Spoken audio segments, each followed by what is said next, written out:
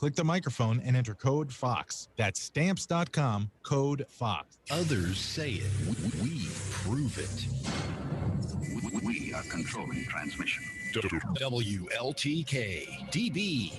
Click the microphone and enter Alternative Talk Radio. WLTK-DB.com. Well, they say that you're a fool. You believe in magic. I'm Paranormal Pete, and I'm on a journey to seek answers to the questions that have crossed all of our minds. What happens to us when we die? Is there an afterlife? I'm a regular guy who discovered the gift of psychic mediumship in my 30s. My passion for history and the unknown have put me right here, right now. My mantra for anything paranormal is, we don't know much and anything is possible. Join me as we find our way through the stories, evidence, and experiences of the paranormal and beyond in search of answers, even if that leads to more questions. Are you with me?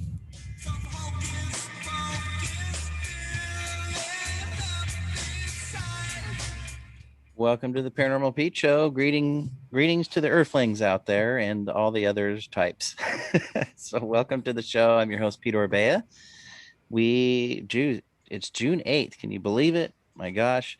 I was off for a couple weeks, but glad to be back at it here on Let's Talk Radio, WLTK-DB.com. It's where you can hear the show and join the station chats. And if you have anything to say or ask any questions throughout the show, put it on there in the station chat, and I'll do my best to answer. So join the conversation, get in on there at WLTK-DB.com. And we're also streaming to Let's Talk Radio's YouTube channel. So it's something new we're trying out, and we hope you like it. And let us know if you do, let us know if you don't. But we're streaming to the YouTube page for Let's Talk Radio. So that's youtube.com/WLTK-DB, and you'll find it there. So definitely check that out. Go through the station website, check out all the other shows. There's some great shows all throughout the week. Also a new show, Secrets Within, on Friday nights. And so definitely check out and support all the shows. We love doing this and love bringing you the cool side of the paranormal, the deep side, anything that's not normal. We're good at bringing that to you. So definitely check that out. And we hope you like and are enjoying the show. So June 8th, I think this is episode 23. Am I starting to lose count? Thank you everyone so much for the support so far and listening, and to all the guests that have been on and all of the upcoming guests, like my special guest tonight, Silver Moon Medicine. And I'm excited to get into some conversations with her. She's got a great take on, I don't know, at life, everything, I think, life and the afterlife. So looking forward to getting into some conversation with her next week. I'm going to have paranormal investigator Jill Shelley of the Boyd House, and it's a haunted house that she actually purchased, and because it's haunted. So we'll be talking a lot about that. And I have Big River Paranormal coming on later this month out of Oregon, and they do a lot of investigating in various places, and so looking forward to hearing some of their stories. So we've got a fun month of shows here for you, but tonight we're kicking it off with Silver Moon Medicine. How you doing? Welcome to the show. I'm doing good. How are you, Pete? Long time no see. I know, right? Pre-pandemic and everything. It's been a couple of years. Yeah, it's been a couple of years. Yeah, it's great to see you. So we usually have booths next to each other at ghost conferences, it seems like. And It's been such a fun experience getting to know you over the years and talking with you. And I've just always been fascinated by your take on, just like I said, like life and what to do. And so to give the listeners out there a little background. So Silver Moon Medicine is a metaphysician, and her life is woven between symbiotic psychic vampirism and spirit walking, with a focus on hoodoo, new age healing, and pranic energy work. As a master level metaphysician, her practice assists clients with awakening symptoms, which we're going to talk about, grief, and people looking to balance the dark and light within themselves. And I want to talk about that too. and tools that she often uses in the practice: crystals, herbs, oils, rattles, acupressure, pranic energy healing. And she offers that to the public at healing fairs and local Pacific Northwest shops, along with paranormal and pagan events. So you get around quite a bit to do, probably pre-pandemic, not so much during the pandemic. But I mean, do you have anything coming up? Any fairs that you're doing? We got coming up at we're going to be doing an urban unglued event down in Ocean Shores, not this Nice. weekend, but next weekend. So me Okay. and my other business partners are busy putting together, new conjures for everybody. Awesome. So yeah, so that's the next one, and then taking a little bit of a month off just to kind of catch up, and then we start again in August and keep on trucking with different events. So Good deal. Things are getting better. Yahoo. things are amazing. I mean, right now the the awakening that is occurring with just mainstream individuals, let's say, that is phenomenal. If you've been involved in any of the local shops in different areas, I mean, I can only answer for Washington and the Pacific Northwest side, but the shops are booming right now with people coming in and just wanting to know, hey, I know I'm not crazy no more, so now I need to face it. Someone's got to tell me about it. That's right. Who's teaching me? That's usually what we hear now. Yeah, right. Now, so did you notice over the past year through the pandemic? I mean, you mentioned an awakening. Did you notice an increase in people looking for your help, contacting you? Was there an increase in reports of paranormal activity or hauntings or something following people? Was there an increase in that? Yes, definitely. During the COVID time, it seemed like, I mean, people, first of all, were going to be with people that they might not really know as well as they thought they knew, and Sure. Everybody being underneath one roof in the home, that alone caused, a whole different energy level within the homes. And so, yeah, I really did get a lot of writing and phone calls and people.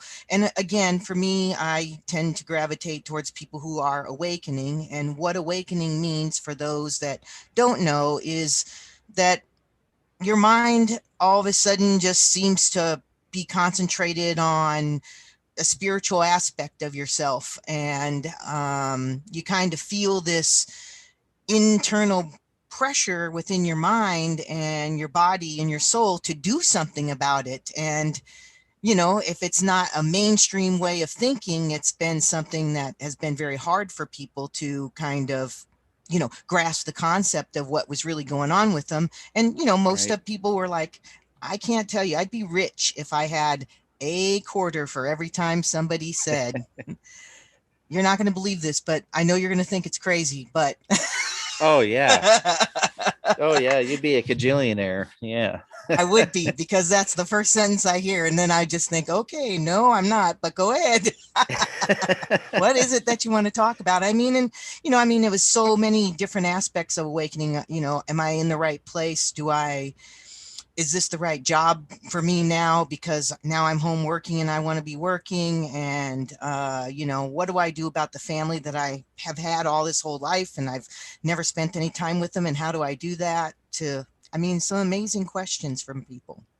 Yeah. It's kind of, the whole soul searching thing, but it's the Absolutely. soul awakening thing. So, I mean, were you able to, through the pandemic and stuff, were you able to like work remotely and help clients out and, people Yes. that are freaked out? Oh, great. So, Absolutely. Yep, I sure did that. And I also, in January and February, me and Roman Delgado, he's a conjurer that I work with. We teach a lot of classes here in Tacoma. Well, we were before pandemic, but we tried a few classes online with Zoom, and those were pretty successful. So yeah, we tried to do whatever we could. Actually, as soon as they opened us up to third stage, I was doing readings once a month at the Mystic Sanctuary. So, and then when Urban Unglued opened up vending in November of this last year, she had rented a big, huge space in one of the malls, one of the closed stores, and we were all 6 feet apart with 10 feet of ourselves, and yeah, we were in the store selling. I mean, I just sanitized, sprayed, and kept my mask on, so Yeah. somebody had to be out doing the work and selling the wares, and that was my way of doing it. So the minute I was able to go out, I really did go out and took the risk. So it was well Oh, worth it. right on. Well, the work never stops, no matter what. So now, as far as that point goes, what was a time when you realized this is the work you're supposed to do? Kind of how did that come about? And after that, we'll talk a little bit about conjuring. Okay. So I've been awakened on and off throughout, my whole childhood. I feel like it kind of started when I was really young. My interest in astrology and wanting to create. I've always been a cook, and that's what I think really started out my conjuring kitchen witchery kind of idea. Because I could make something out of nothing sometimes, and that was just amazing. And so that kind of took off. And then, of course, I got into trouble like other people do with things we shouldn't get into, alcohol, a little too much partying. And so I kind of got way sidetracked for a short period of time. And then I moved up here to Washington in 1992. Okay. Or 3. And that was when I started my awakening. Just before I had left where I was living, I had started doing some inner soul journeying and inner child work. And that was really kind of shaking me awake. And so when I came up here to Washington, it just continued on with going to meetings where we used to do these little metaphysical meetings out in Tacoma area. Yeah. I got into those. I worked in metaphysical shops as a part-time job and worked a full-time job. I mean, I've always had a full-time job. What I do, Silver Moon, her role is a part-time role, really, in a full-time body. So I'm just constantly going. I mean, I sleep. Yeah, 8 hours, just like everybody else. But then you don't stop me once I get up. It's like, bing, I'm ready. So it sounds like you need to learn the art of cloning. And then then I know everybody would understand exactly what I'm thinking. I wouldn't have to boss anybody around. See? Yeah, exactly. I love it. So cloning could be better, but I don't know. More than one of me, that's that could be a bad thing too. So that could be a recipe for disaster. You see what I did there? Excellent. So, well, that's awesome. So it's been kind of a lifelong thing for you. What have you found has been like the most rewarding of once you kind of, I don't want to say gave in, but once you committed yourself to learning and practicing everything that you do, what's been kind of the most rewarding thing you've gotten from that?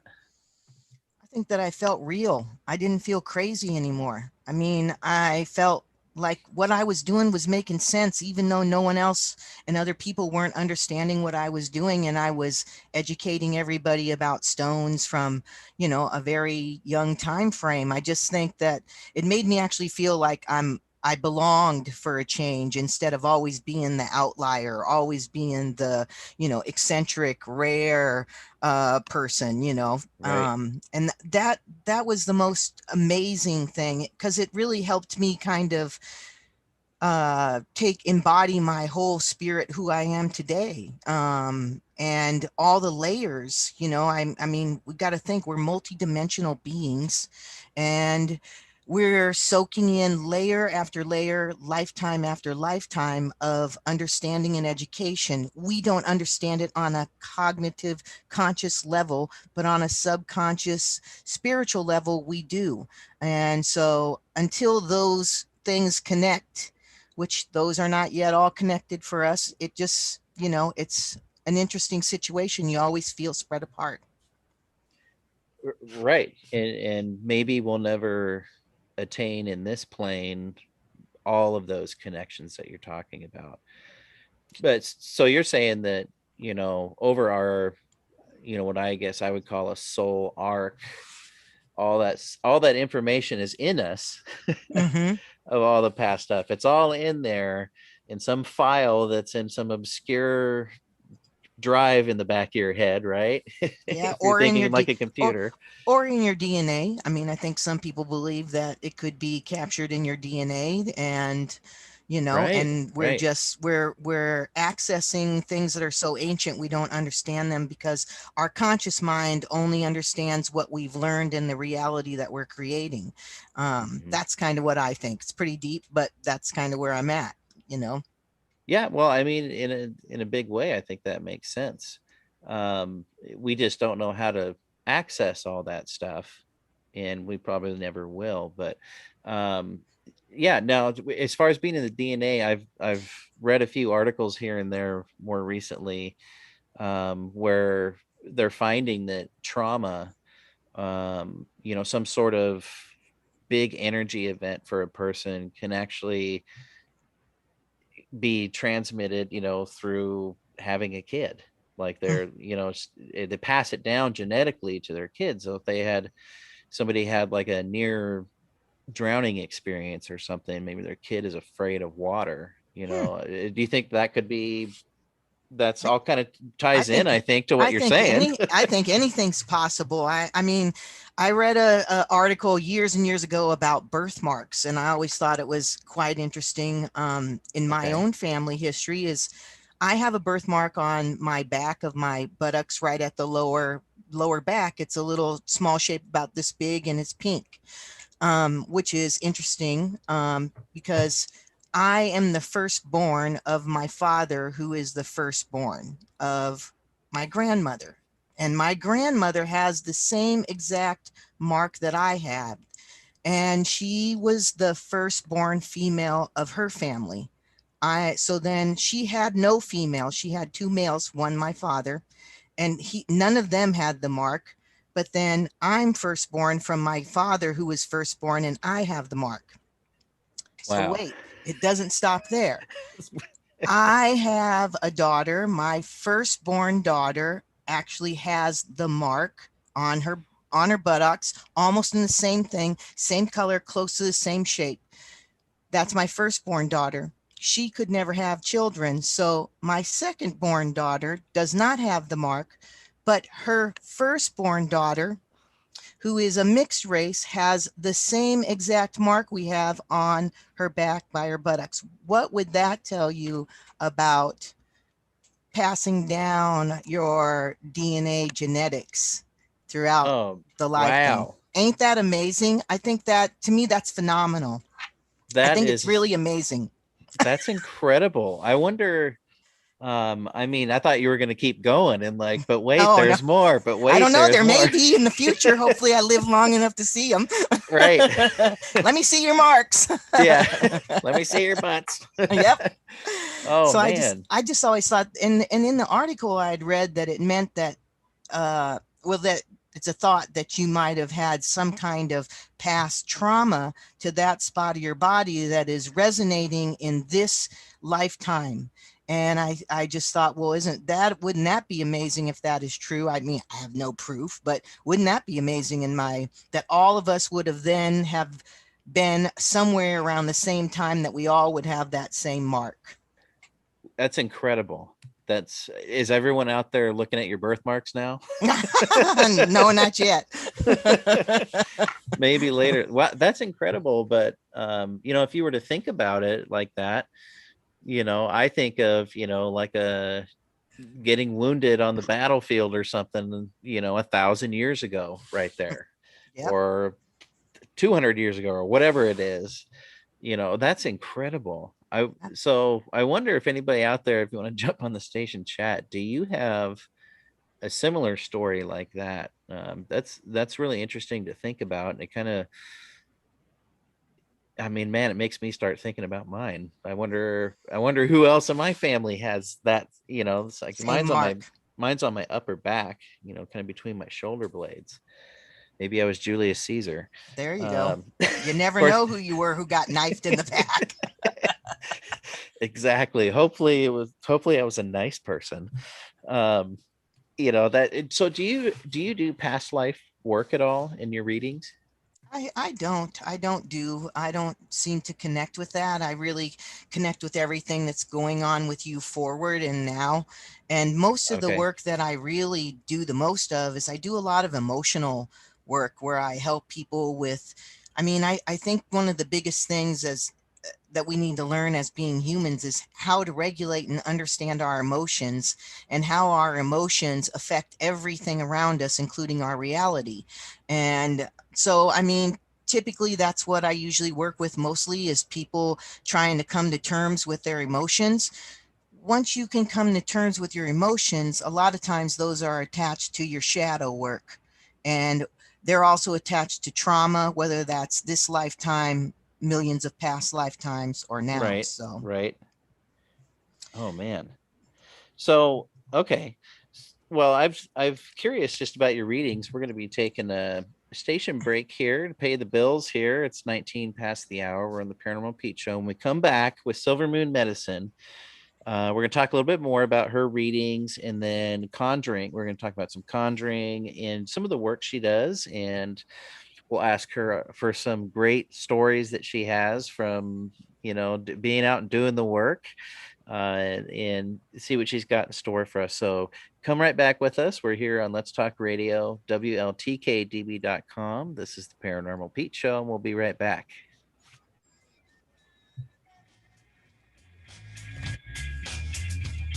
Some hocus pocus dwelling up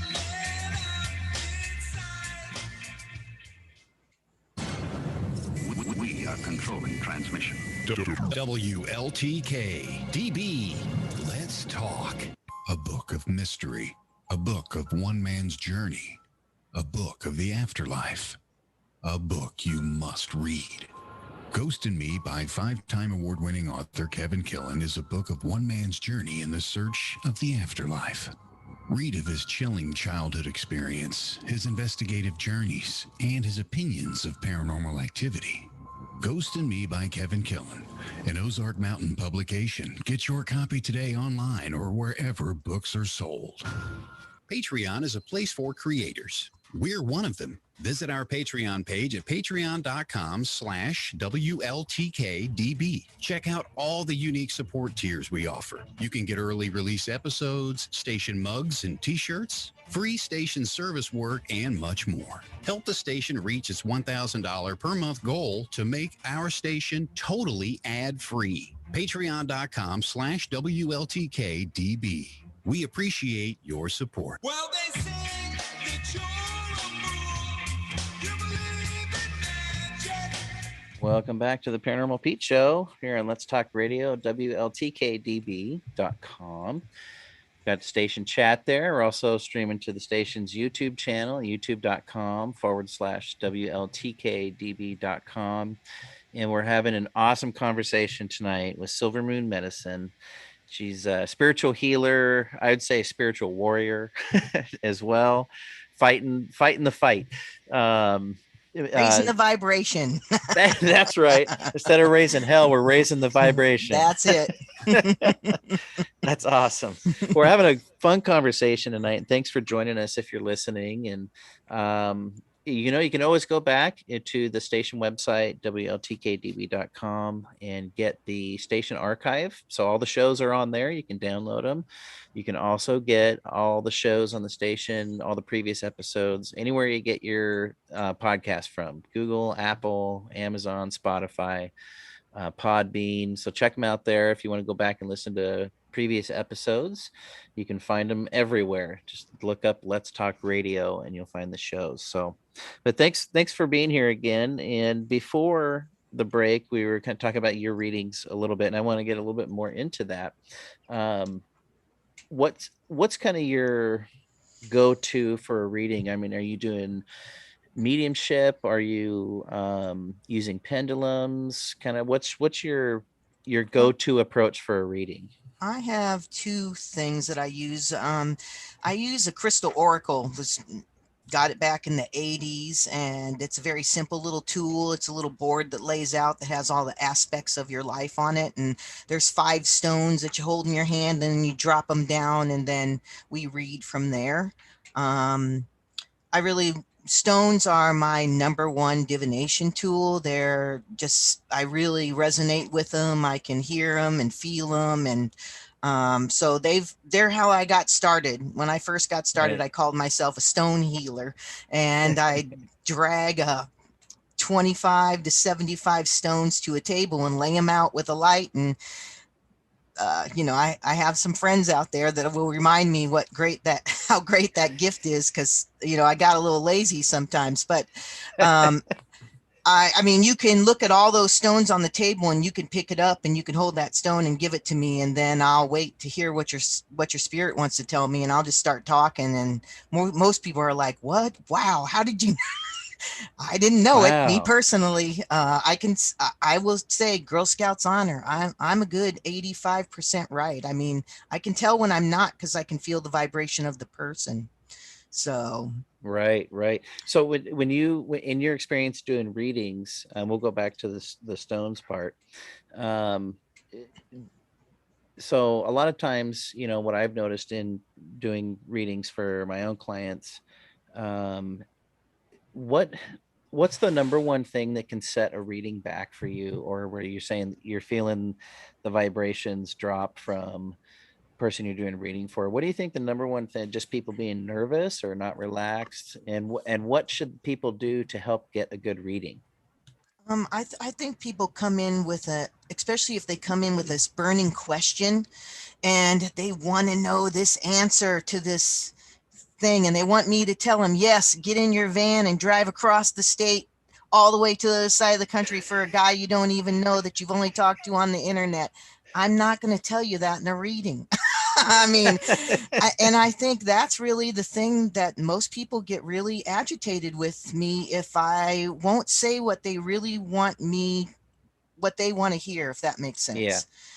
And I'm not gonna ever feed somebody a line of something that, even if they want to hear that, I'm gonna tell them what the cards are saying. And they might not want to pay me. That would be fine. It's not about cash and dollars for me. It's about you understanding what you're doing and why you're doing it, so Yeah, right. The actual help.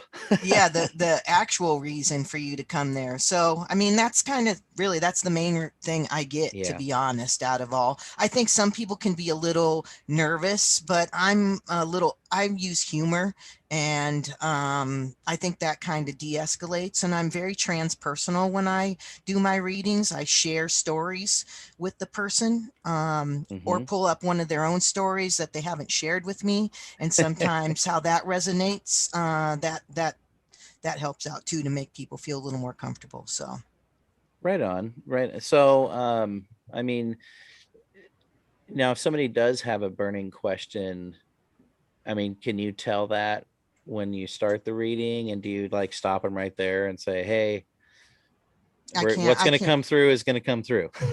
I can't tell that before the reading. I mean, I can sometimes, if I see certain cards show up, or a certain pattern in the stones. I mean, Hmm. if all the stones land on, there's 3 lines on my board that are about a negative, that a negative thing's going to happen, or there's a negative consequence, or negative thinking is happening. So if the stones land on those, I know it's going to not be a good reading. You know what I mean? And then Yeah.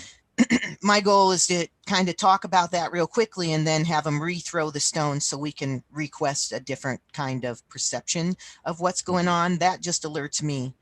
I have a firm belief, and I don't know what your beliefs are, but I do not believe in what I call cracking an egg open before it's ready. So what I mean is that even if I really could tell you that you were going to die at a certain date and a certain time, I would never do that, because I think that kind of magic is not a good magic for the person. You know what I mean? I would want to direct them to figure out how to live their life to the fullest at this point. You know what I mean? Not cast something negative. So I Right. really never, I don't like to cast negative unless the cards really have a lot of negative stuff in it. And then I turn it into something more cognitive, so someone can grasp it from this perspective instead of the spiritual perspective, Okay. Right on. if that makes sense.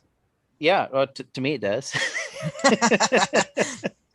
I'm the only one who matters. No, I'm just kidding. That's right. At this very moment, you're right. Right. Oh, that's great. I love that approach. So is there certain stones that you take everywhere with you? Is there like a certain um clutch that you take with you that's a certain combination of stones? For readings, Yeah, or for you mean for readings, and then personal healing? how about readings and then just personal life? Okay, so for readings, the Oracle has five of their it has a five set that's been with me, except for I did lose the amethyst one time in a park and never found it.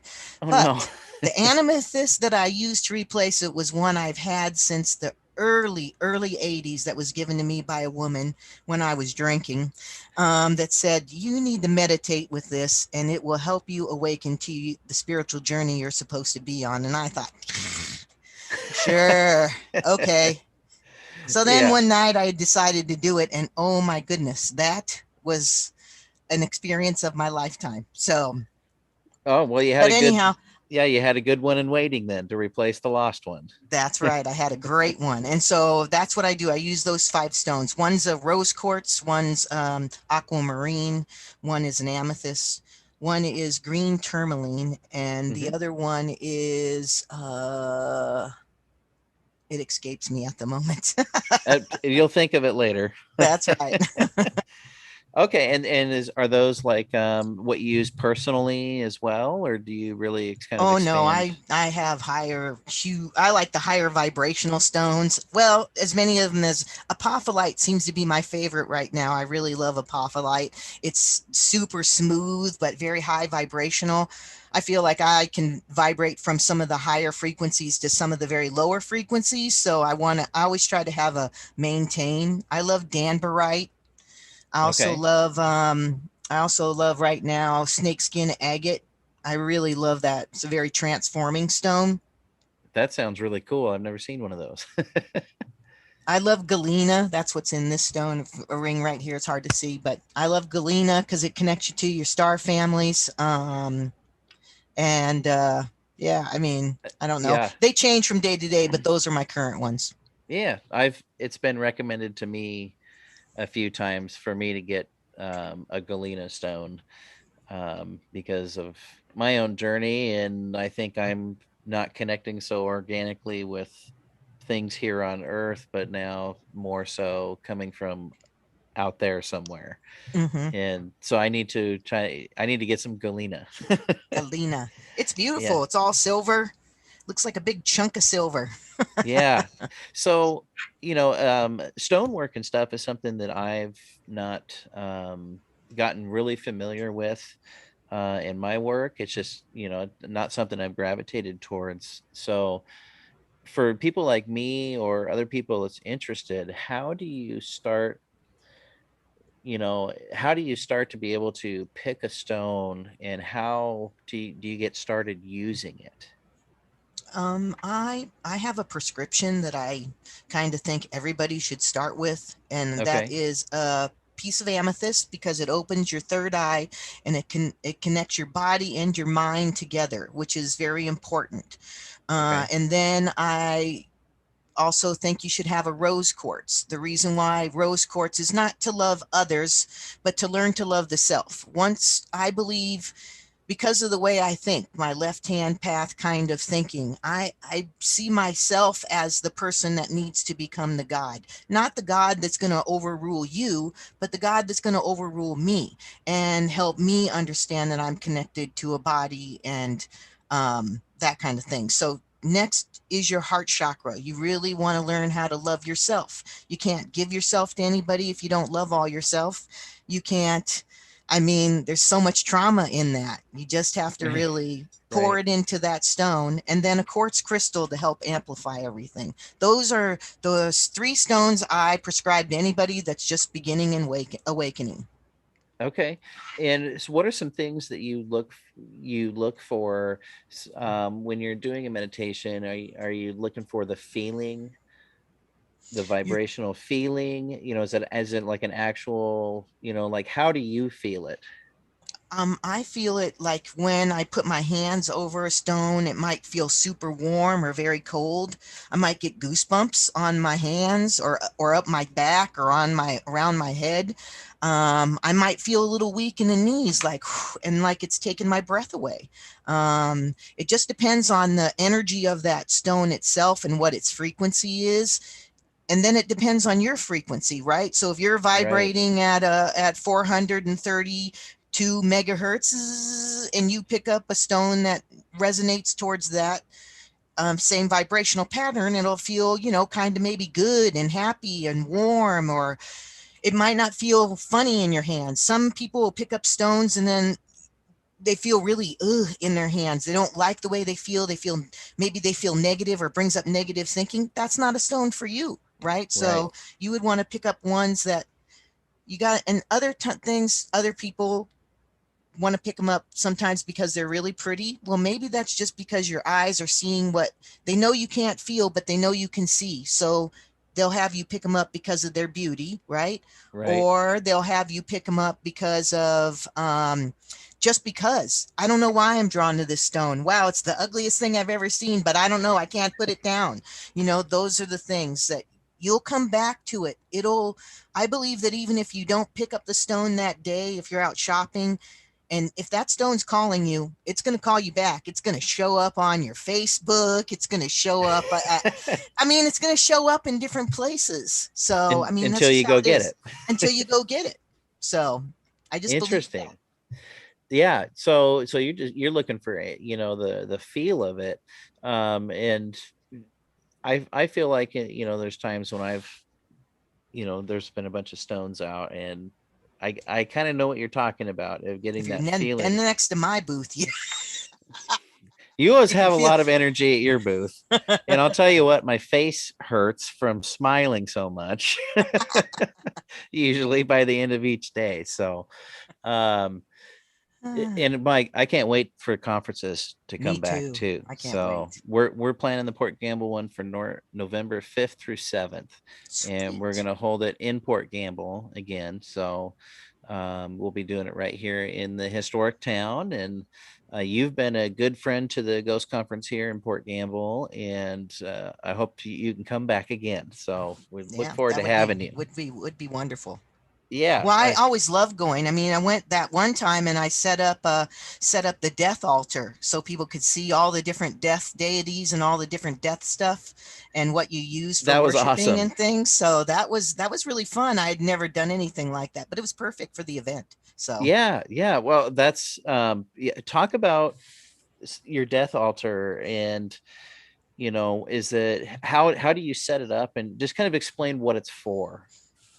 so I was mostly setting it up because of ancestral Hmm. workings, and I some family has passed away, and so that had kind of brought that need to the forefront. It wasn't something that I really had a lot of in my home. I mean, I have lots of different death deities in the home or statues. I just didn't have them laid out as though, as an ancestral altar. And Hmm. usually on your ancestral altars, you have pictures of family members that have passed. Never Right. put a family member that has not passed on your altar. Please never do Oh that. yeah. Bad, Jeez. bad juju. Well, people think, oh, it's a great picture of everybody. Yes, it is of everybody, not only the dead go on your table. Yeah. And Okay. then you can put different types of gods and goddesses. I have Santa Muerte is a heavy deity that I do a lot of work with. I do some work with Hecate. She's more of a Wiccan pagan type path. Hmm. So I have those two on there. We got Anubis is on there. Just thinking of other people in the house that Yeah. add their pieces to that. And You should always have a glass of water on your altar. It's very important to have just a regular plain glass of water. That's very, for me, it means you're actually giving the most important liquid that we could have next to blood on your altar, which is water, because we're all made of so much water. Right. And you need to have that. That helps keep spirits clean. You can put food as offerings. You can put little bottles of alcohol. You can put little cigars, cigarettes. It just depends on your deities On the person, and and yeah. the person and what you would be worshiping. You know, I mean, if it's Uncle Jack that you had over every Thanksgiving meal, then put Uncle Jack a little bit of Thanksgiving meal on a little plate there for, you know, a day or two, and then set it out back for for something else to get. But Right. but that's what you would do with it. That's kind of how you would build your altar. Candles, incense, stones. Yeah. Obsidian is a great stone to put on a death altar. It's, many people see it as a portal or a way to exit. I use them to exit energy out of homes, like in the heavy areas that feel really heavy and dark. It's a great Okay. way to it's a great way to exit energy out if you kind of program your stone to do that. So have you used that like like people's houses, for Mm-hmm. investigations and stuff? Yes, I've used that. I use it, make an oil out of it, crush it all and then turn it into an oil, and can use the oil to drop in little cracks. I use rosemary oil to anoint windows and doors to protect. Burn, Right. have a rosemary plant close to your front door that helps protect your front door and your the front end of your home. Hmm. I mix fertilizer because salts are really bad for people's property on the outside. You can mix it with brick dust Hmm. to kind of sprinkle around to help keep things out of your home, spirits out of your home. You have to be careful not to lock your great old grandma or grandpa out. You have to leave a space somewhere for them to come in and out. So Right. Right. you have to And make sure to do that. you also don't want to trap them in You case don't they want to need to trap them. in case they need to go somewhere else to help somebody, Yeah, or that's right. check in on other people. So you just Um, leave that space open for them, and yeah. seal it for everything else, but leave it open for them. So Yeah. So, I mean, in your work, and over the years, paranormal investigations and stuff, like, did you just kind of feel it was just right, like when you're in a space, um, you're entering, if there, let's say there is energies there, I mean, are you working, do you kind of build that rapport with the energies there, or do you just kind of have to come in and boom, you put up your protections, I you usually know? come in pretty protected when I come in. There has been a situation where I had a entity enter me. I was with South Sound Paranormal Research, and that team was there. That was a very interesting situation that happened. I had been, you call that horsed, I guess to say. I've had that happen a couple of times. I'm glad it doesn't happen often, but Yeah. sometimes there are energies that are stronger than I can fight off. I mean, but this guy was really wanting to exit and needed somebody to be able to exit through. So Wow, what did that that was feel like? for me. I barely remembered it. They did catch it on. We didn't catch it on film, but we caught it on mic, on video Okay. mic. And I mean, I all of a sudden started having tears run down my eyes. I went kind of straight stiff a little bit and started shaking. Was Okay. not a seizure. And then I started talking. That entity started talking. His name was Charles. Ended up talking through me. He wanted to talk to the person that was the minister on our team. Oh. He didn't want to have. I'm just a vehicle. That's all I was. So Wow. it was Oh pretty. my It was gosh. pretty amazing. So So, I have to dig that up sometime. yeah. Oh man. So were you just wiped after the experience? And it took me probably a little, maybe 5 or 10 minutes to kind of come back around. But no, I mean, once I was able to get once his energy left me, I was able to recuperate. Of course, I needed a glass of water Yeah. to kind of connect me back to my body. But I mean, I Yeah. had really great grounds around me. I have people who, know how to work magic with me, and because we've worked magic before. So I mean, I was very supported. You were in a good place with those people. You were, Hmm. yeah, It's that's great, great. great. It's a great team for me. So we all resonate very well. I really do count consulting with them mostly, Mhm. but yeah, it's great. Wow. That I don't think I've ever had that sort of experience that I know of. You don't You want to. know, I don't think I want to. I'm fine doing mental work instead of physical Was glad it. physical I was stuff. kind of glad it happened in front of others, so I didn't think that. What was that? Right. Or you're I left in mean, your, yeah. Yeah, I you're, knew what was good. I mean, I knew. You know what I mean? I'm glad that it happened in front of others, and it wasn't just me.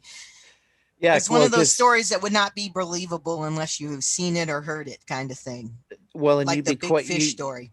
yeah, totally, totally, and you'd be questioning, wait, what Am happened? I Or you crazy? get, yeah, or you get bits or pieces of it in dreams or something, and you'd be like, what in the heck is this all about? Mm-hmm. It would have been crazy. Wow. I was One of my questions I wanted to ask you was, if you've ever had anything go home with you. I, you know, I don't think I've ever had anything come home with me at all. Really, I have I have a pretty big ego, and I have a pretty big ability to kind of.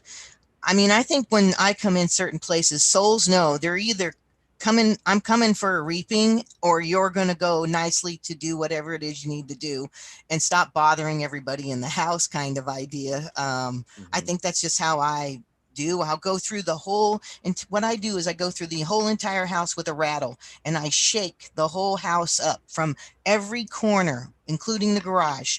I shake it all up. I want to feel the energy because my rattle speaks to me. When I'm in a place where there's really heavy, thick energy, I can shake the rattle, but it won't make a lot of noise. So that tells me there's thick energy in that Yes. area. So that's Interesting. that's what I do. I do the whole house like that. And then what I do, and during that time I'm reading everything. Like I can feel if there's a big energy somewhere in the house. Mhm. Or even a bunch of little ones. It just depends. Or if there's just dark sludge on the ground, or if there's the things that can get a little confusing Yeah. is if there's emotional trauma that's currently going on in the home, like there is a family member that is Mhm. mentally unstable or very, very aggressive. Those things can bleed into the walls, and it can be hard to sometimes tell for me, but eventually I can work it all out. Yeah. Then what I do is I go through, and like I said, I anoint the entire house while I'm rattling. I'm anointing with rosemary oil that I make. And then I go through and I'll smudge. It depends on what kind of feeling we're getting on. If it's sage really only kind of just moves the negative energy around that's around the people and around the home space. If you're looking at something that's in the walls, you need something, like to me, Palo Santo might work. Yes. Um, Spritzing with holy I've water can work. I've got Yeah, some right here. that's right. Those things can work, but that's what I do. And then I'll go outside the house and I'll plant little crystals throughout the yard, where I feel there's energies, and that's Yeah. kind of the big thing of how I It's do the house shaking. Yeah. Yeah, the shake, I like shaking it up. That's great. That's great. So when you um well, I guess I lost my question. That's okay. I wanted to ask, you mentioned dark sludge. Hmm. And one thing I've seen with people, someone who's just, experienced a lot of stress and all this kind of stuff, somebody who doesn't know they're an empath, basically. What does that look like to you when you've met people and they've got all the symptoms of being an empath and they didn't know it? What does that look? Do you ever see that or sense it, or how would you describe what it looks like to you? All everybody else's energy that's stuck to somebody.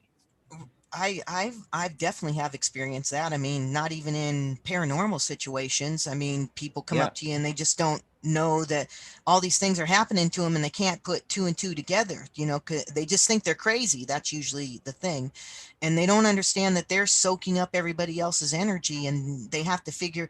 You know, really, an empath has to figure out how to shield and filter themselves so they don't pick up energies, and they only pick up the energies that they want to.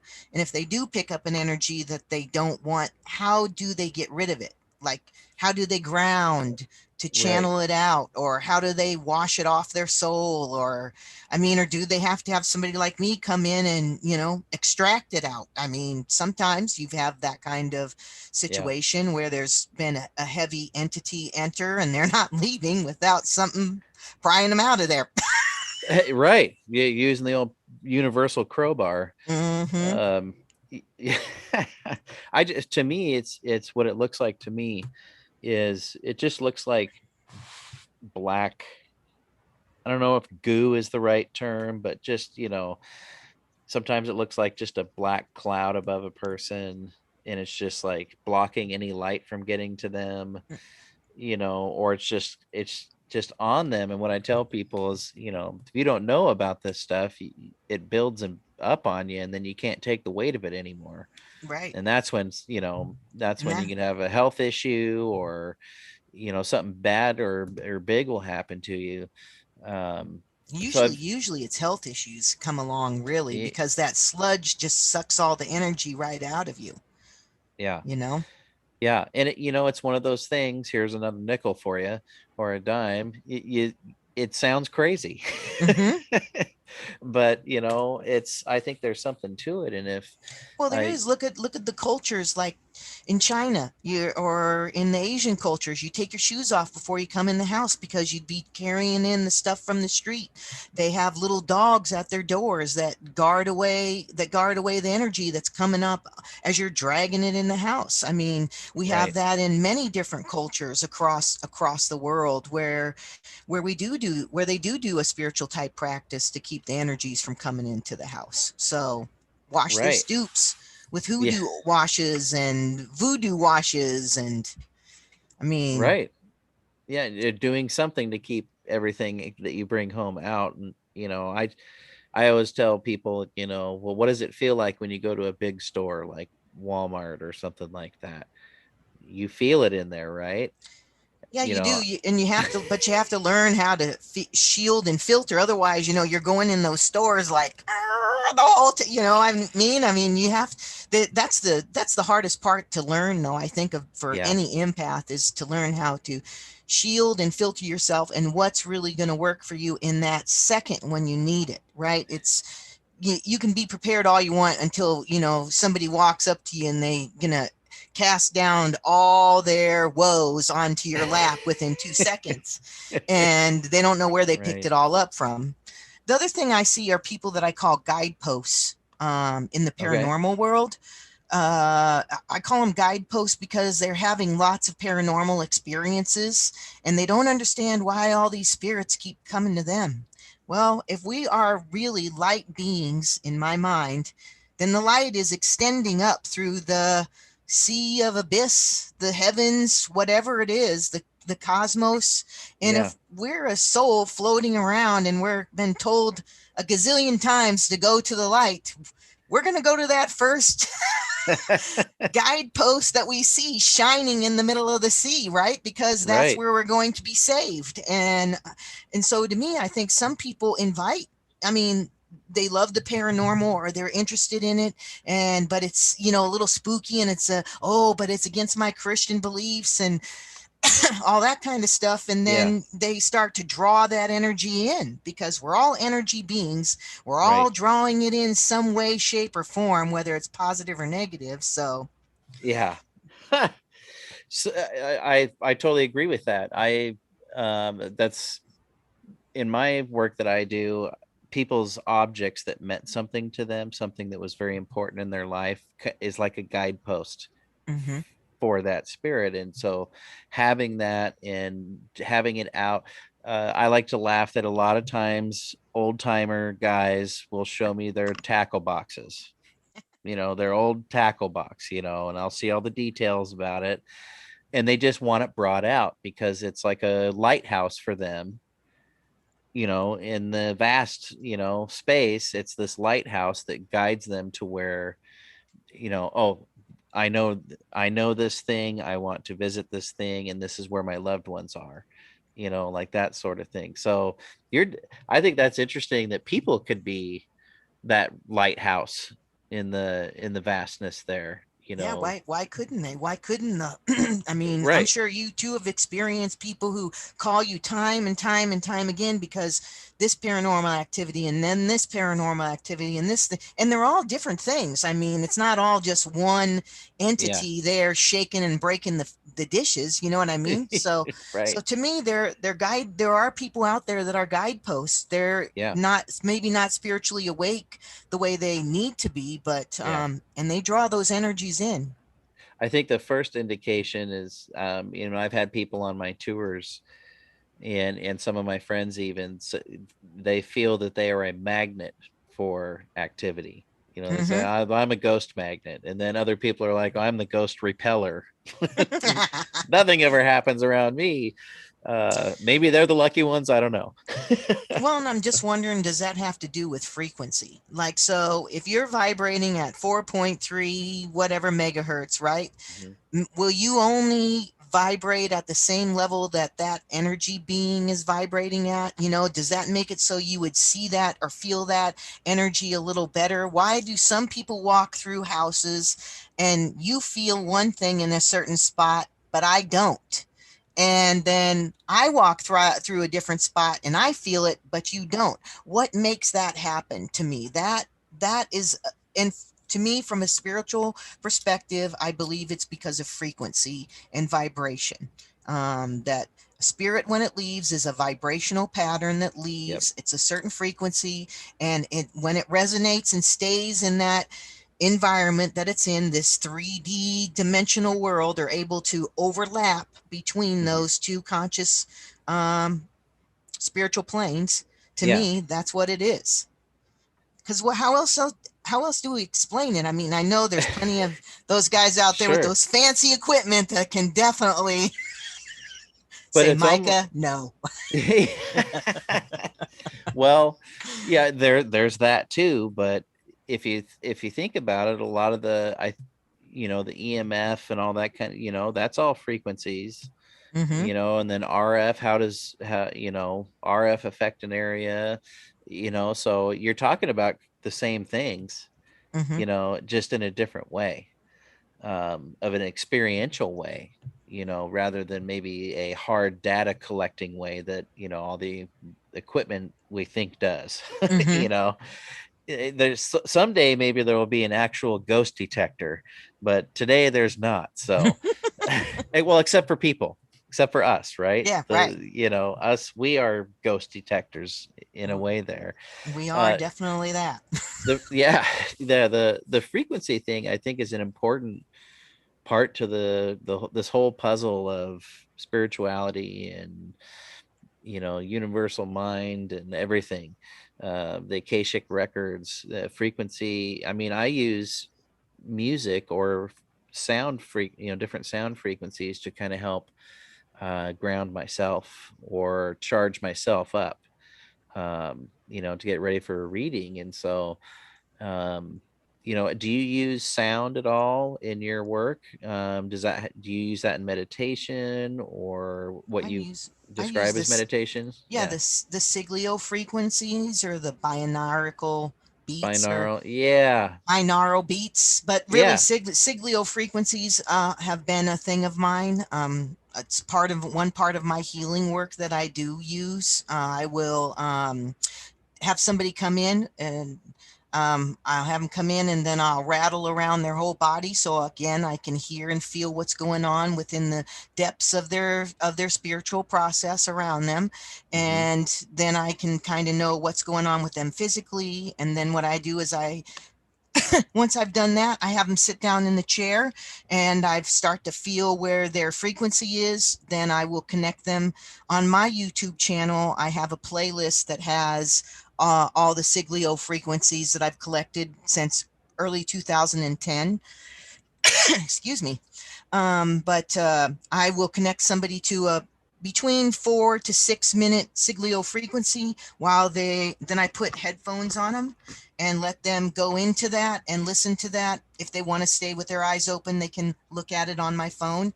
And then during that time, then I start to move. I use feathers and I use my hands to move energy away or move it around if I see things are stuck. And that's like one of my beginning levels of energy work that I do on people in the community, because I feel that's probably the safest to do in that type of setting. Yeah, it's really cool stuff that you're doing, and glad we need more people like you out there doing this. For everybody listening out there, talk a little bit about the Siglio frequencies. What is that? So the Siglio frequencies, gosh, I couldn't tell you exactly. They're Google Sure. who started them all and that kind of thing. Okay. I'm not all into it from that perspective, but I mean, Yeah. everybody says that we resonate at a 432 megahertz. That's Right. your heart chakra. So you figure here you vibrate at 432. Anything below your heart, you start to vibrate less. You get down to your root chakra, which you'd probably be vibrating at about 250 megahertz, right around in there. I'm guessing, but I'm probably pretty close.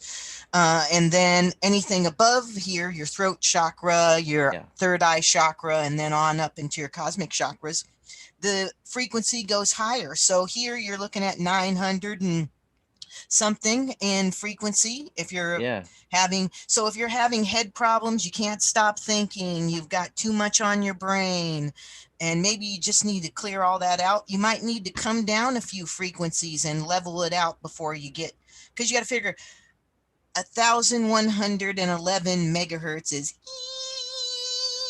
for the whole entire time. Okay, that's okay for a little bit for me, but not a lot.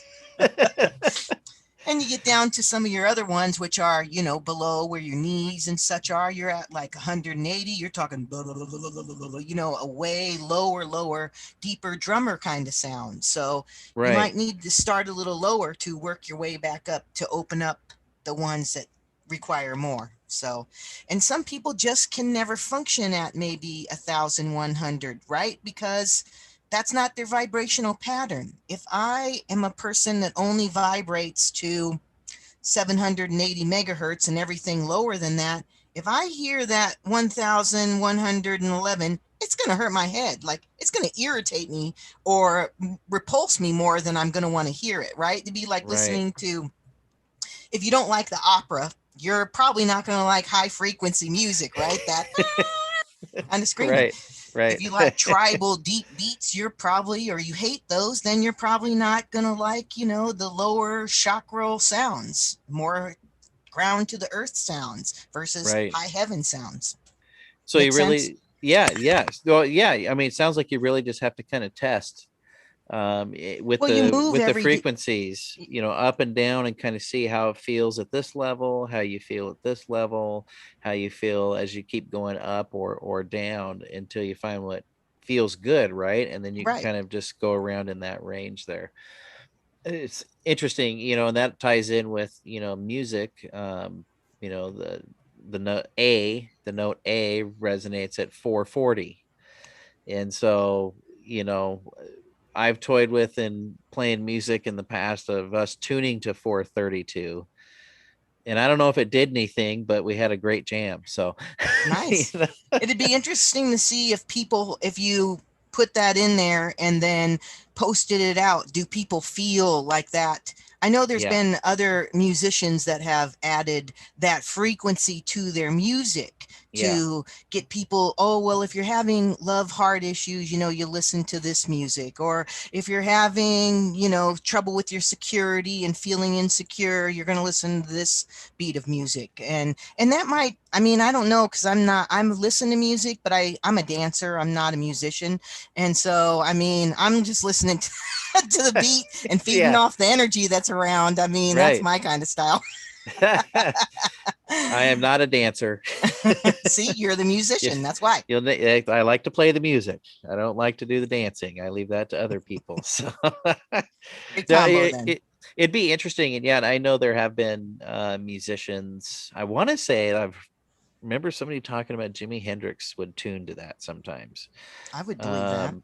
So it'd be interesting to try, because we've toyed with the idea in my band of pumping binaural waves during a show, kind of underneath everything, and to see what would happen. And it's kind of exciting when you think about it, because it might be a great experience for everybody, or will just make everybody freak out and go crazy. I don't know what's going to happen. So a little nervous, but it might be a fun experiment to try out. I think it would be. I want to know. I would think it would be a great experience just to see. Yeah. Who knows but we'll try it out when we can start playing gigs again. So which is soon. So and just a shameless plug here, the theme music for the show is my band Steady Rock Cosmonaut, and that's our song called Magic. Nice. And so you can check it out on YouTube. Just look up Steady Rock Cosmonaut, or go to steadyrockcosmonaut.com and you can check it out. So we have one album out so far, and we're going to be working on another one soon. But shameless plug. And the song's called Magic, which is fitting for tonight. So it is. It's perfect. Perfect. So let's talk a little. I got a question about what is spirit walking. So that's something that you mesh in with your life. Talk a little bit about spirit walking. And I mean, recently, with everything and people with well, they're worried about us taking their culture and using it and stuff like that. I resonated. I felt like I resonated with shamanism for a very long time. But, I'm admittedly not Native American, or am I from, I'm sure I'm a mutt from around the world, but I don't have any papers. So because of that, I chose to change my name to Spirit Walker, because I felt like that's what I do. I walk with people's spirits. I've walked many people to the beyond. I've been to a lot of, the passing of people and helping them pass on right there by their side. That's one thing I've done a lot of. I've done a lot of reverend and priest like work. And giving people granting them to cross over and leaving all their woes here. So I just felt like I deal with, when I go to sleep at nighttime, I have other friends who've came to our house and been like, I can't come to your house. Your energy in your house feels like it's sitting in the center of every ley line. Because all these spirits, what do you got in there? Like the, airport for where everybody gets and crosses and changes.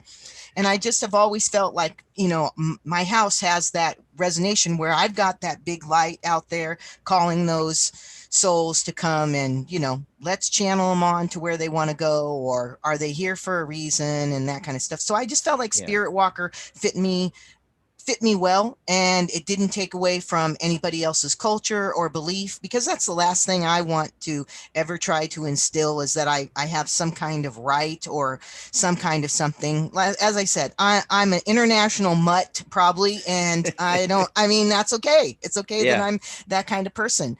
So that's why I chose Spirit Walker as a name, next to my symbiotic psychic vampirism. That's my main thing.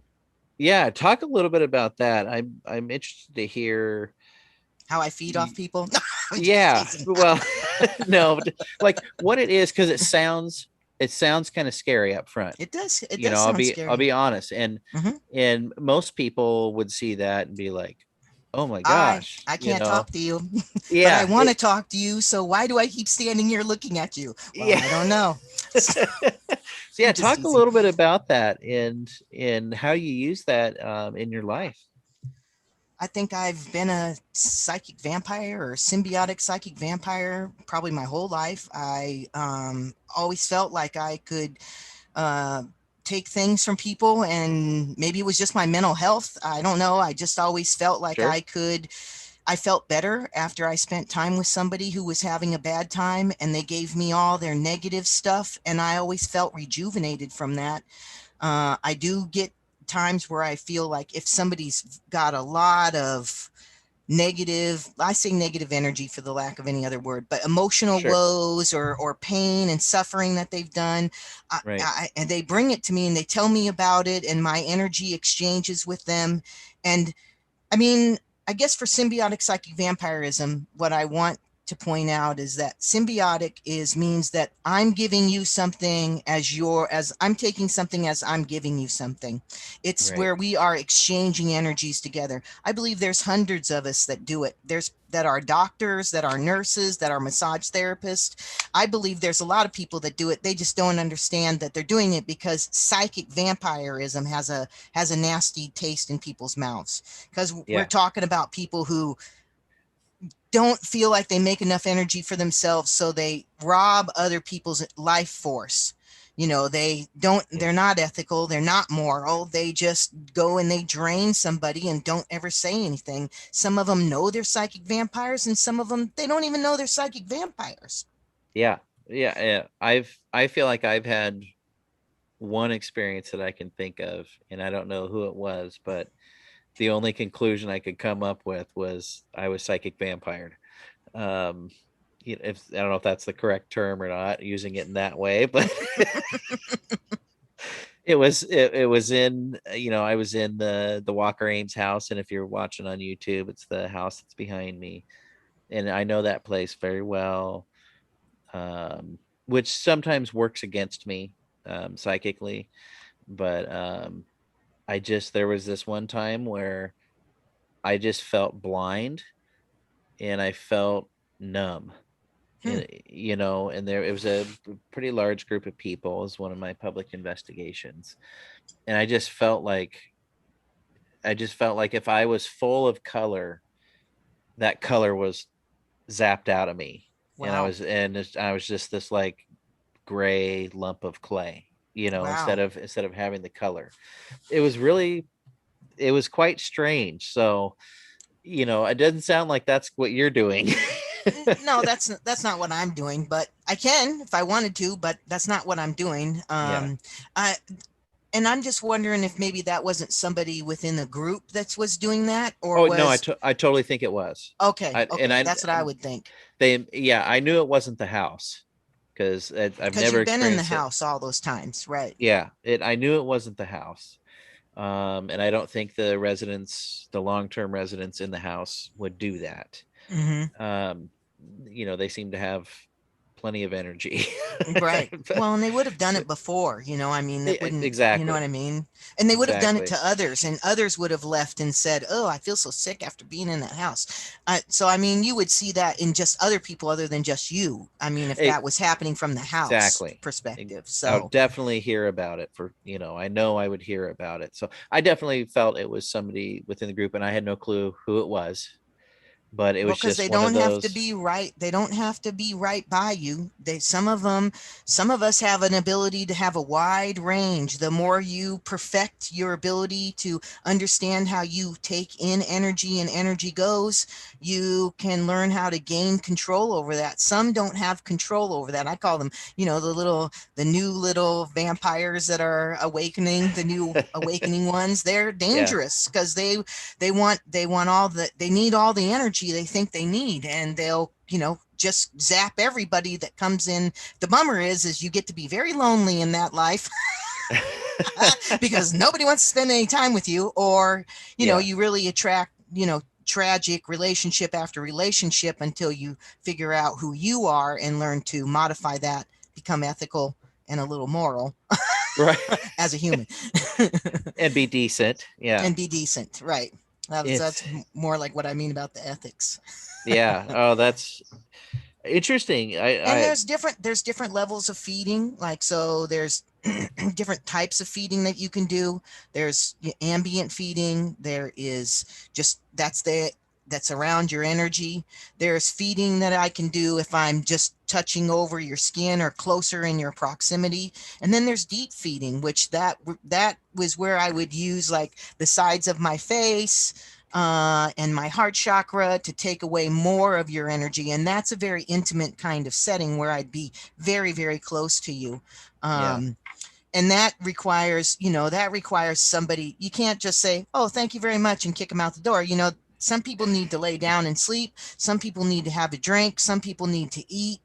It just depends on their body and what Yeah. they deal with. And as a psychic vampire, no matter what, I have to know how to, and I know it sounds stupid, but I have to know when to stop, right? I have to know that I can't keep I can't keep taking all the negative energy from somebody, because it will Yeah. overwhelm me, and then I don't feel good, because then I need to Right. go lay down and take a nap to assimilate it all and turn it. Right. I believe I turn it into positive energy, and that's what comes out. Yeah.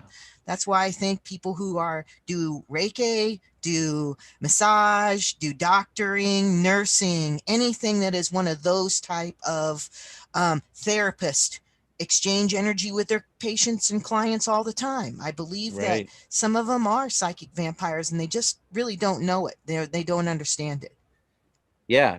And so you're basically you're taking that negative, the things that are holding someone down or holding them back, you're taking that on, and then turning it into a positive energy. Are you releasing it? Like, how does that process work once let's say you've helped a client, and you've had a pretty intense experience because they're going through a lot of different things.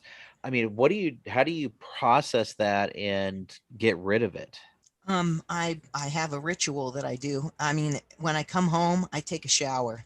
I throw all my clothes in the wash machine, because those need to go in the wash machine. I take a good shower. I use sea salt and some Epsom salt, and I can scrub my body in places that don't feel really well. Try to drink a lot of water, Yeah. because it's very important for the body to help assimilate. If I don't drink enough water, I know my head hurts.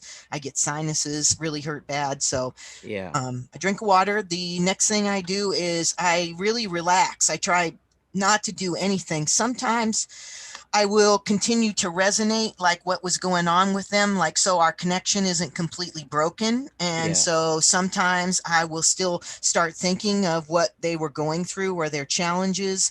And then I'll start to build on what I would call their therapy session per se, but where I Yeah. would make a list of stones and herbs and oils, or I might conjure something that they really need, because it's their essence is in me and with me, and so I can conjure what they need to make something for them to use to continue to heal themselves, where I'm not going to feed on them every single week to help them get Right. to their next level. That's not something I'm able to do.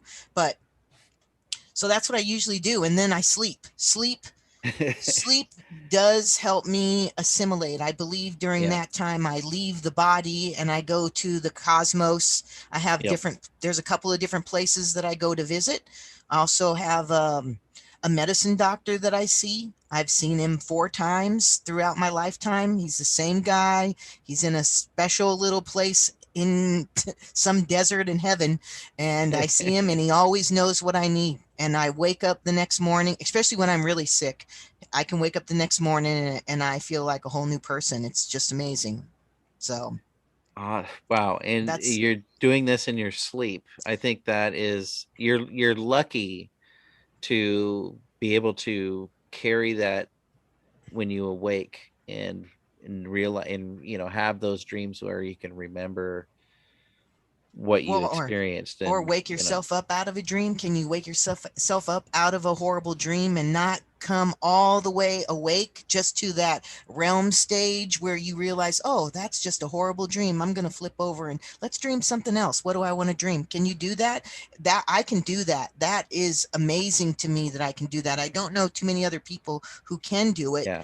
to I that level. So Yeah, I've done that before, with some there's different reoccurring dreams I've had, and I feel like there's been times when yeah, you kind of you're like, okay, not this again. Yeah. Or I need to get out of here.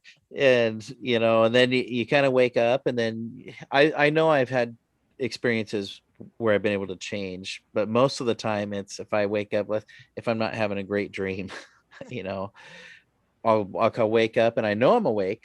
I can look around and like I know where I'm at. I'm in, in my bed or whatever. And then as soon as I be like, okay, going back to sleep, I pick right up where I was, pick up right where I left off. That's what usually happens. I don't know about anybody listening out there, how it works for you, but there has been times, and I, not that many, but there's been a few times that I can think of, with different dreams. And it's usually, there's, I don't know about you, but I've had dreams throughout my life of things falling from the sky and lava everywhere and all, usually when I'm getting into, I know when I'm starting that dream, and that's, you have to try and get out. I don't know what that's about, but Past lifetimes, maybe. maybe, yeah, Being maybe the dinosaur roaming the planet. yeah. You Well, never that know. would be cool. That'd be awesome. I Mount have dreams Vesuvius. or mountains. Yeah, you never know. You could have been in one of those ones where the volcano. I forget what's Yeah. the name of Pompeii. that, Pompeii. You could have been in Yeah. that. I mean, who knows? You never. And I have a lot of dreams of other planets, and that I look like like an alien of different species. That is always very weird to have those kind of dreams. It's like, Yeah, wow. I'm laughing. I'm laughing because I also have had a lot of dreams throughout my life of being on different planets, and I always thought it, I was real big into Star Wars, always have been, and so having that imagination early on in life, I think opened me up to that. So I just laugh because I also have had dreams where I feel like I'm on other planets and everything, what the hell are these? Mm-hmm. And do I I'm not, look like that? And then yeah, and then it's like you really somehow there's a mirror that shows up there, and you really look like that. It's like, where'd that yeah. mirror come from? Why are you showing me that? What in the world is going on? That's right. Anybody listening out there, if you've had something like that, We want to know about it. we want to know about it. Yeah. Put it on the station chat, WLTK-DB.com. Go to the chat function there, or on the YouTube channel for Let's Talk Radio. If you're on there, if you've had something strange like that, let us know. We want to hear about it, and we'll comment on it. So interesting. It's interesting. I always love talking with you because you open my mind even more to different things. That's awesome. Yeah, right. That's what we're all doing, right? That's right. Absolutely. I love all the new information I can get. Yeah, exactly. We should never stop getting that new information and seeking that new information, because and then just knowing that you're human no matter what, you're not going to live forever. Yes, maybe in a spirit world you will, but not in this body. And treat people with goodness, kindness, learn the golden rule, for goodness sake. Yeah. And Exactly. try not to get too high above your raisin. I mean, I think that's a real big thing, is just keeping yourself in a good perspective of Yes. who you are and what you're here for, and and don't take it out on everybody else that's around you. Exactly, because you will affect your environment and other people. Will affect you eventually. Yes, you can affect other people first, but then it ultimately comes back to you. That's right. Yeah, I wanted to ask about how much do we, any person, how much do we affect our own environment? And kind of ties back into what you were talking about with the pandemic and people being around each other more than they have ever, because of being locked at home and stuff. So and seeing people in a whole different perspective than you thought they were, because your reality was, when you went out the door, it was something else. It was like, what the heck? Yeah. So how do we, is it more, is our effect on the environment, if we're not conscious of it, is it typically more of a negative effect, or is it more organically, or does it start as a positive effect on an environment? Like, how do we affect an environment? Uh, I mean, I think we affect an environment, especially with our emotions. I mean, because if you're having a Right. bad day and you're emanating that you're ticked off, everybody that comes around you is all of a sudden going to feel ticked off for no reason whatsoever, right? Yeah. Even if they're not an empath, they're still going to catch the vibe. But you have people who are kind of like grounds. They're a person who, they're more your scientific guys and gals who need the hardcore, we need this data, blah blah blah. Those are your people who are grounds. They don't collect the information the same way you or I collect the information, so you have to be able to give the information out in all the different ways. But I do think you definitely affect a room with your emotions, even if you're never talking to somebody, right? I mean, look at disconnected parents who live in their cell phones, and sure, if kids do whatever they want to do, they throw down a dinner and then everybody goes to bed, and the parents busy in their Facebook all day long and not really Right. paying attention to what's going on. I mean, those are that's a toxic environment, because the parents disconnected and the child's not getting what they really need. I mean, they may think they are because they're getting to play the video game all night long or whatever, but Right. I mean, absolutely, we affect it on many different ways. What if you live with somebody who's always sick or very depressed all the time, even if they're medicated?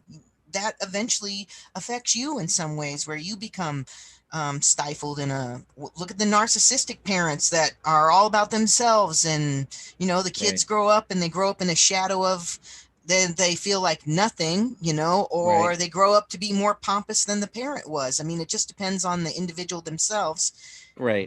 and how they got there, and how did they get what they needed to, if if I only get attention when my parent negatively rewards me, then all I'm ever going to seek out is that same kind of negative attention from everybody else, because that's what I know works, Right.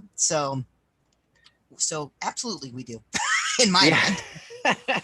Do you find one thing I talk about on the show a lot, and it's, I do a toast at the end of every show, and this includes it. Practice being present in that moment, not in the past, not what's going on tomorrow. I mean, is that something that you are conscious about, being present? Is it when you're doing readings, or just, in general? I try to be present at all times if possible. Again, I'm human, so I mean, it's not definitely not going to be perfect. When I'm doing my conjure work and my healing work, I'm zoned out. You can't come up to me and start talking about something and I'm just going to like click right in where you're at. I'm already gone. I'm far up somewhere in the ethers and I'm checked out. And I'm only hearing want want want. And then I'll be like, wait a minute, what did you say? Never Yeah. answer with a yes or no if you're in that situation, though. Because you never know what was said. Yeah. You never know what was that you said? What did I just agree to? Oh, I gave you my car. Oh, it's interesting. Well, let's talk a little bit about your conjuring work, and because I feel like, in the whole paranormal field and spiritual field, I feel like I'm just a regular dude, and discovered things, right? Mm-hmm. Conjuring, I think a negative sound, but it's only sound to it only because, how we're raised, what we learned, Mm-hmm. the mainstream society and everything. So It's hooked to voodoo and hoodoo and things that everybody's like, ooh, those are bad practices, because they only hear the negative of them, not, and right. because both of those practices really do, those practices both, they mainly work on what's going on with the physical body, the personal body, what that person is going through. I'm mad at my husband because he stays out late at nighttime and I want him to come home on time. Or, I'm mad at the neighbor because she keeps gossiping about me and I want her to shut up. I mean, that's the aspect of where those, plus, of course, there's way more deeper. I don't want Sure. anybody to Oh think yeah. I'm dismissing their Yeah, Loa or of anything course. else. I'm just talking about kind of how the energy works. is that that's mainly what that practice does, where the new age practice works much different, where they're light working, vibrating beings that just, you love everything and it all feel good and there'll be no more worries. You can love everything out of people. That's how they think, so Yeah. I mean, so that seems a little more socially acceptable, because, that's something that God or the religions might approve of, and Yeah. not pagan work, not root work. What are you talking about? You're going to use that herb? Ooh, what's the name of that herb? It's a snake root. Oh, why would I ever eat anything like that? Right. So yeah, so I mean, what's conjuring to you? And it sounds like to me that you've kind of you've diversified in learning how, in what fits the need of that time, of depending on what kind of conjuring you do. So what is it to you, and what's like, give us a story of an experience that was where something really worked and you just were so happy with the outcome. I have a great story for that. So, conjuring to me is putting together herbs, oils, and things to create a product that resonates what I want it to resonate on a basic format. So if Okay. I want someone to, if I use this oil and I want someone to help heal their anxiety, then that's what I'm going to do. I'm going to put together everything that helps someone work on anxiety within themselves. Mm-hmm. But my story is that I was down at Spooked in Seattle. We were doing there was a little event that we were doing. The name is escaping me at the moment. Metaphysical Market. We were doing the Metaphysical Market, and I was all set up there. And Roman Delgado was doing some spirit readings. It's where he kind of does the gallery reading, where he channels somebody in. And, he starts describing them, and one of the humans out there claim them, and then we go on. Right. Well, I was standing off on the side and I was vending. So I wasn't really listening to what was going on and to what he was talking about. And he was talking about a guy with a little French hat, and he's got this little Chihuahua dog in the pocket. And I don't know. He says his daughter's here somewhere. I was just listening. I didn't really pay any attention. And then Roman says, anybody want to claim him? And he talked about the dog again and mentioned that the dog's name was Peanut, and I still wasn't really listening. So he shunned the spirit on. She's not here. You go on to the next person. So he channeled out somebody else, and then somebody else claimed that person. But during the whole reading that he claimed that person, the same spirit kept coming back and saying, no, she's here. I need you to talk to her for me.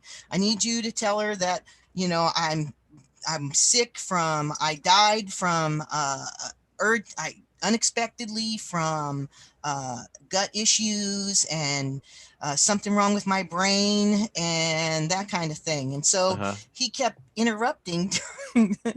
He'd be like, I'm sorry, hang on a second. This spirit keeps interrupting me, and here's what he's looking for. And he said, and the woman that's now with him, which he was by himself when he came, her name starts with an M. When he said that, I realized he was talking about my father. He wasn't just talking about my father, but he was talking about my mother. My dad had a dog that he named Peanut, that he carried around in his pocket for quite a long period of time. Little tiny teacup Chihuahua. He loved them, and little poodles.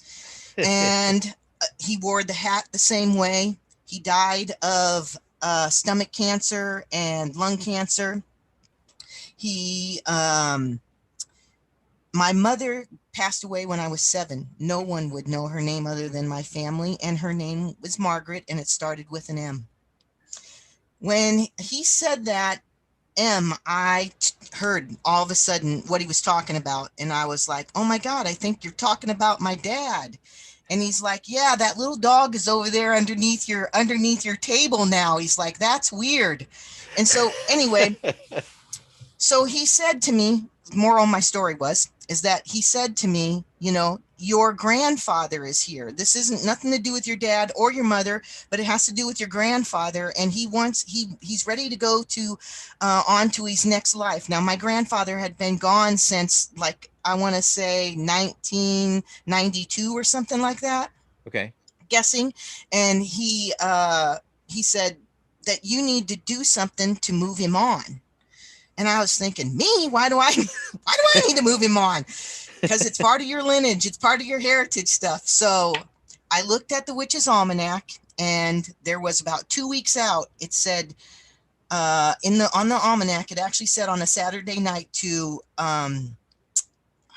it said something about speaking to a ghost or moving a ghost or something. And I knew that was the night I needed to conjure an oil. So that night I burned the candles, called my spirits in, asked my people to come be with me, Santa Morte and everybody else, to help me channel an oil that would work for what I needed to do, which was release the past, because I didn't want anything to do with that. So I made this oil, and then I posted it. Interestingly, I posted it on Facebook. I posted a picture on one side that was the gallery of where Roman did the reading, and I put a picture of the other side of the oil that I made. Okay. Thanked all the deities. Okay. I went to bed, and at 3 a.m, I was rudely awakened by some spirit, and my Facebook was open. Maybe I was scrolling on Facebook while I was asleep. I don't know. But all I know is that I saw that picture, and it was actually, the picture was opposite of itself. And in the caption, it said, "Did you call me?" with a question mark. What? I'm not joking. I have other people who can literally say that that really happened. I showed my housemate because I didn't move my Facebook at all, because I thought, I'm out of it. That's weird. Why would that happen like that? I'm hallucinating. So I showed her in the morning that this picture is now backwards, and she was like, how did it do that? And then as soon as she said that, it scrolled. You know how Facebook scrolls and then everything disappears, and I never seen that again. Whoa. So to me, that is how you know you conjured something that you were supposed to be conjuring, because whoever it was that I was grandfather, or whoever it was that Roman brought around, which I assume it was my grandfather by how he described him. And Roman does not know me, so there is no way he could have known about any of that past stuff. That's amazing. So that is, to me, that's conjuring. That's real conjuring. And that is putting your whole soul and energy into something to help others. Again, I take in your energy that's negative, I create something new, and then I put it in those little vials for people to use, because it's pieces of positive energy that I have picked up, reassimilated. I know that sounds really weird, and I know people are like, what the heck? But there's if you sit with me, or you let me do the handwork over you, if you don't feel it, I will be very shocked. Actually, I'll amp it up a little bit, but you'll say, "Oh, you don't feel it." Wait a minute, huh? I need to amp it up. Oh, you didn't feel that, did you? Okay, just joking. Give me a second. yeah. Rub those hands together, and there you go. That's what an amazing experience for that. Did you end up feeling like you were able to let go, or Absolutely, yeah. I used that oil because shortly after then, I had quite a few deaths happen in my family tree, and I used that oil to help me let go of the past, for all of the things between me and them, and all the things to continue to heal my family. I used some of that oil on white candles, 7-day candles, so I made an ancestral healing where each candle had a piece of somebody in the family that I really needed to do healing work with, to kind of, the ones that were still alive, asked their permission, and I put together a circle, and I started doing healing work around healing my ancestral lineage. So, maybe we won't all end up being sideshows or drunks, alcoholics, or, you know, people that don't want to care for themselves, that we actually feel like we want to take care of ourselves. I broke the mold in my family, really. I got a college Amazing. degree. We don't have anybody else that had that on my lineage, on my line from my father. I Yeah. don't know much about my grandmother because my mom passed away so young. I don't Right, remember right. anything of that. So it's very interesting. So I wanted to Wow. heal it all.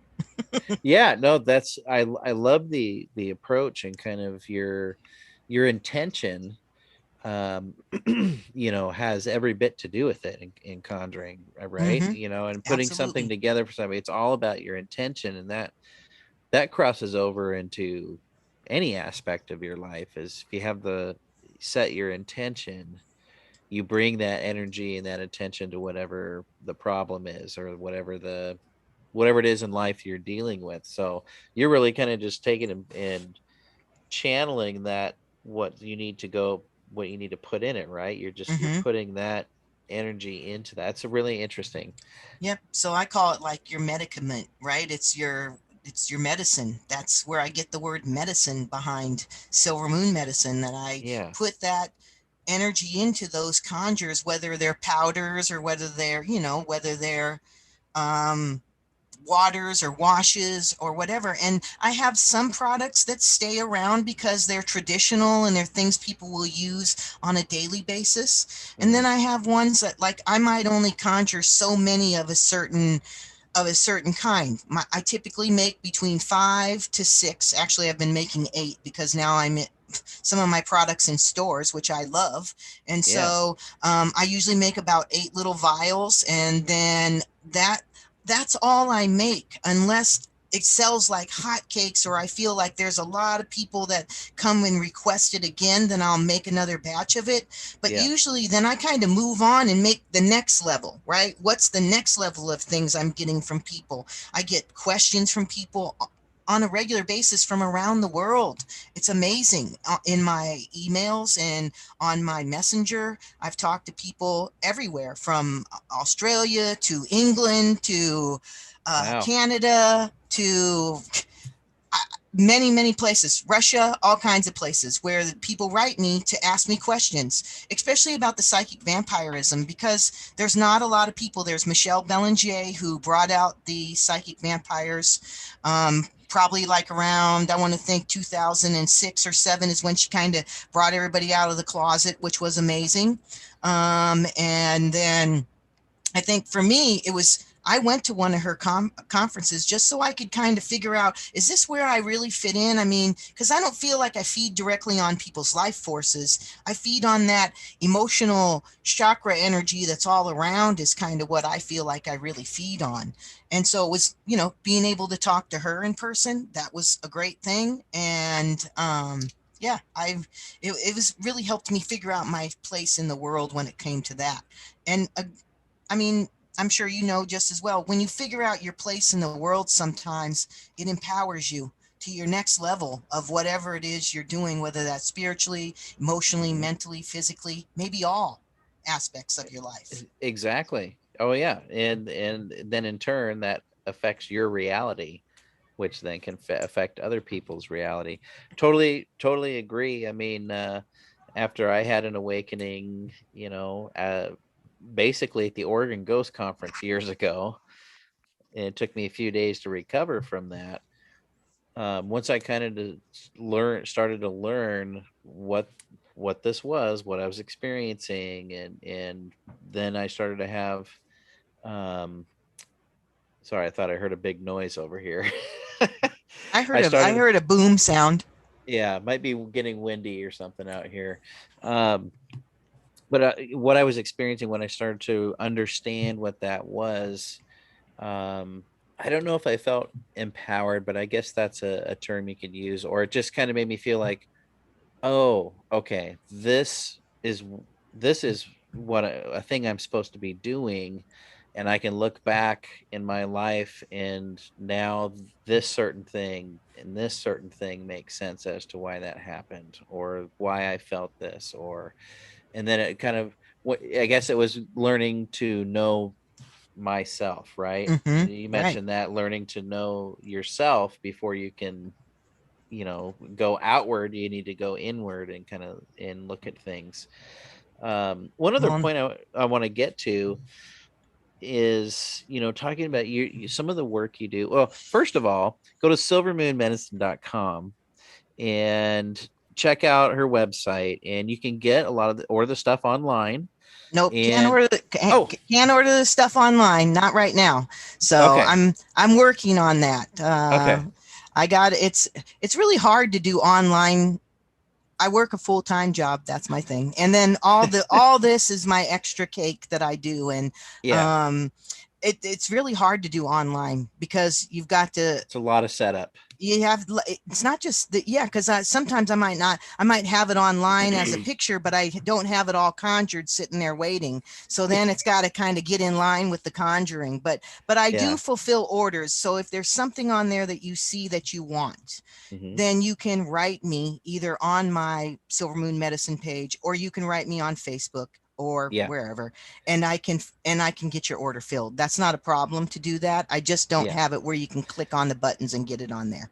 yeah. And for any local listeners up here in the Puget Sound area, what's some of the shops you have your products at? Got some stuff in Mystic Sanctuary. They're in Tacoma off Bridgeport. I have stuff in down in Centralia that is with Strangelands Curiosity Shop, and that Okay, is in the Yardbirds. There's a Yardbirds big area there that's a kind okay, of like a strip mall. okay, But it's in a little shop in there. And then the other place I currently have my stuff in is at Bougie Botanica, which is in Auburn. So yeah. Oh, I decided this year to let myself move into shops. It's it's scary because I have to be able to keep up with the amount of product that's going out, and that's the yes, challenge, right? So if I'm conjuring every night, yeah, it can become yeah. draining. So you need a little time off every now and then, Right, exactly. Well, especially for me. yeah. Well, congratulations on, taking that step and, getting out into shops. I think that's really Well, cool. because And COVID made it so I couldn't get rid of anything, and I had all this stuff sitting on the shelf. So I started an online store on Square, which then I found out that Square doesn't allow you to have occult items on your site. So I thought, okay, well, let me shut this down. And then I went to do another site on Wix, which yeah, that's working out just fine. But yeah. again, if I had a couple of minions that could do some of my work for me, You not the conjuring part, but like the web part, the the web web. part of it all. I Yeah. mean, who knows where I would go then, but Well, maybe somebody listening out there tonight, it's meant to be. well, And yeah, we'll hit me up and say, hey, yeah, maybe someone listened, it was the right time for that. So you go to never know. silvermoonmedicine .com, and that's Silver Moon and then MEDICYN Like a .com. sin. Yeah. You like to play on stuff like that, I I'm do. I gathering. love that. I love it. It took me a while to come up with my name. Silver Moon is because I play World of Warcraft and have for a very long time. And Silver Moon is one of my most favorite areas of World of Warcraft. And then medicine just fit because I didn't want to use like medicine like standard medicine because my Yeah. medicine is not the same as everybody else's. It's not a pill you're going Yeah. to swallow. Well, maybe in some ways. or it's a proverbial pill that's hard to swallow for a lot of people. Exactly. And some think it's a sin what I do because my path is not, Yeah. it's not necessarily religiously looked upon as a good thing.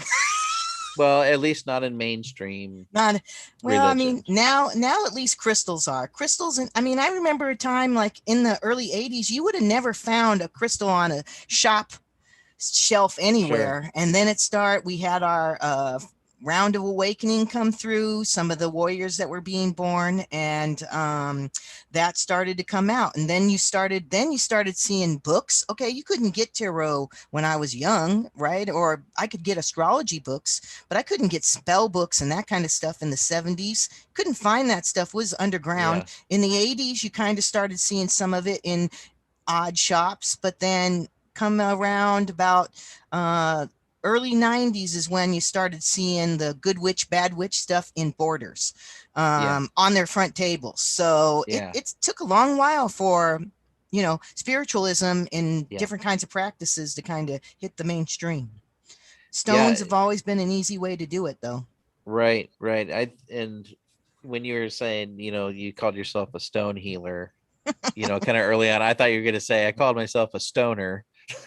I could call myself that too, but it popped into my head earlier. But so you're stone healer. Stone healer, there you go. So what is as far as your conjures, what's your favorite one to work on? My favorite one to work on are my oils. They're the most favorite ones that I love to do. Because I like to sit. I have to sit with the energy. I'll read about the energy that I might be trying to create. I'll gather sources from, I have a shelf loads of books, depending on, is it coming from a demology kind of aspect? Is it coming from an angelic aspect? Is it coming from an old traditions aspect? Is it coming from something that's currently a human aspect that I'm going to be working on? And how do I multi-dimensionalize it so it can reach out to others? One of my favorite ones that I've made recently is called Shapeshifter. I love it. I love the smell of it. I conjured it. So when you first look at the bottle, it looks almost clear with this black sludge at the bottom of it. And then when you shake it up, I like to make all my stuff look like art in some way. It's my way of being an artist with oils. But then you'll shake it up and then it'll turn all black. But there's a light green non-toxic UV powder in there that gives it this yellowy greenish glow in it. And if you shine your UV light on it, it does glow.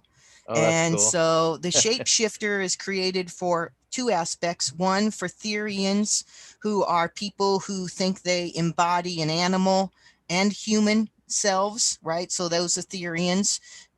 Wolves, whatever they might be, eagles. I met many.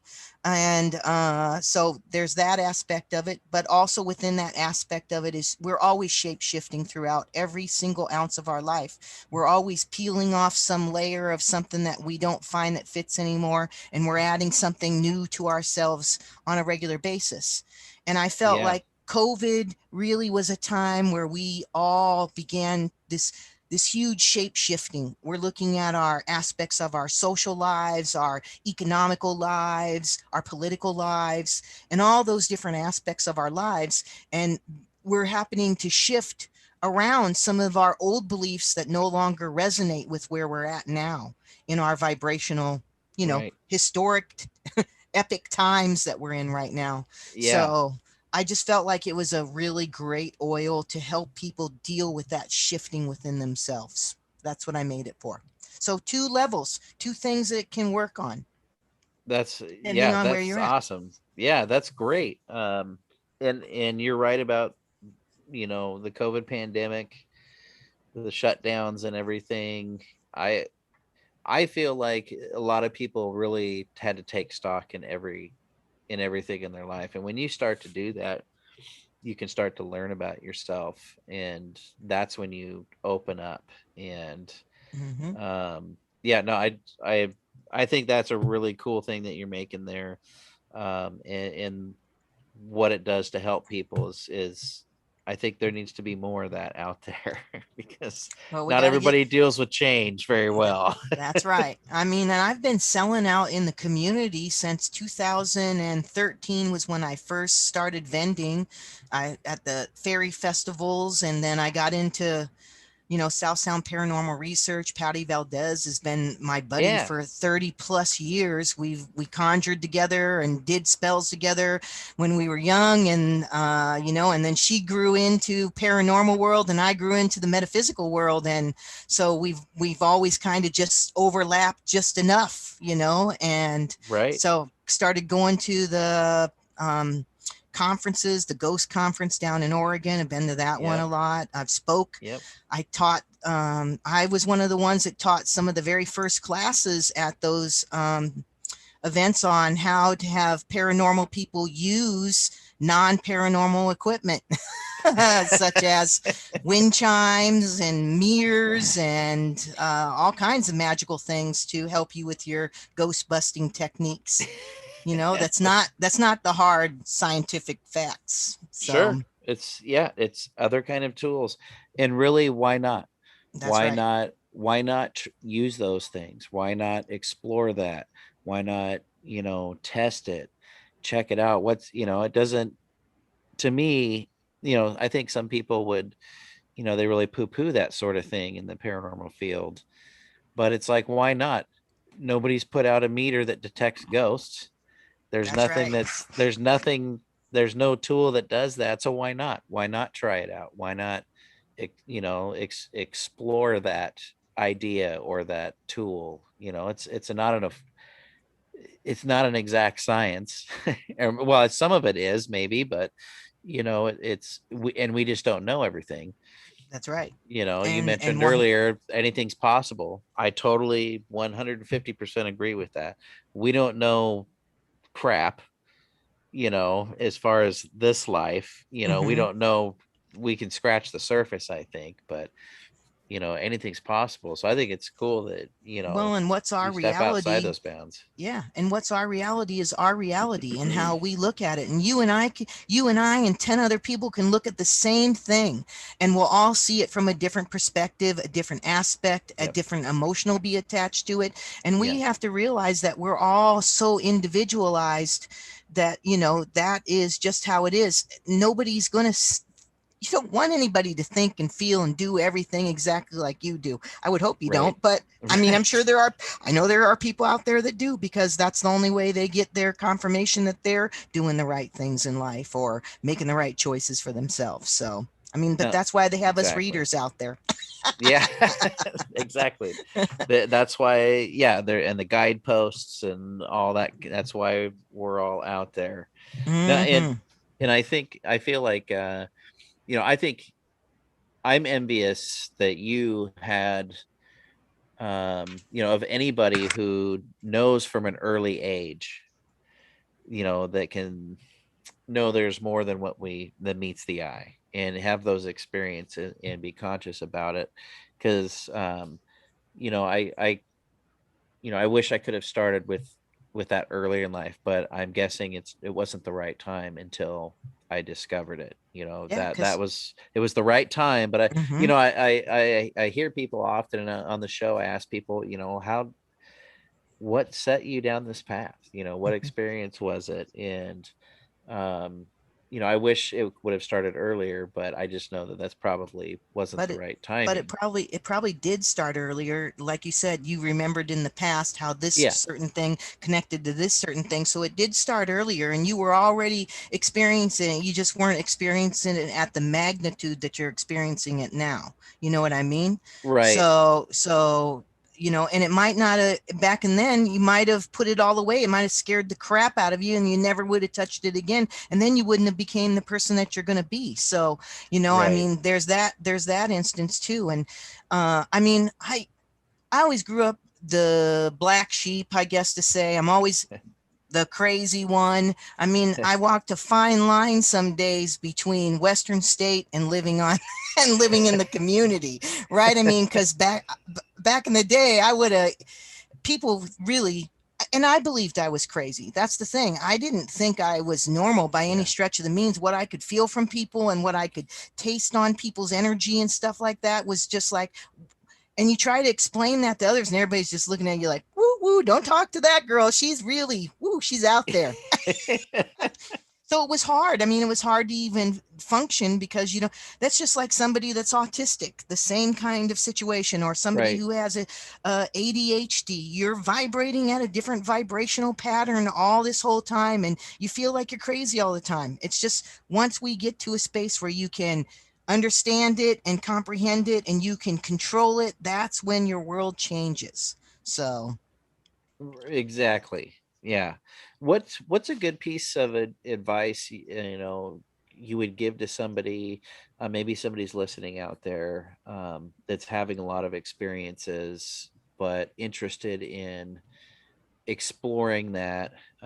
What's a good piece of advice you'd give to somebody like that?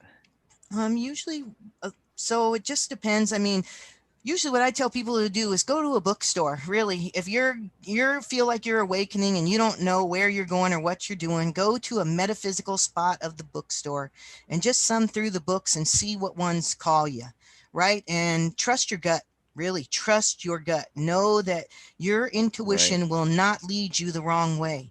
It'll warn you when you're going the wrong way, and you have to trust it. Um, Also, don't put a bunch of negative parameters around yourself. Allow yourself to experience things. Some things you're going to experience are going to be negative, or they're going to feel negative for a reason, whatever that reason is. Maybe it's because that's not your path. Maybe that's a Right. path that you did when you were in another lifetime that brought you Sure. to this spot, and you don't need to go back to it again. So I tell people to start off that way.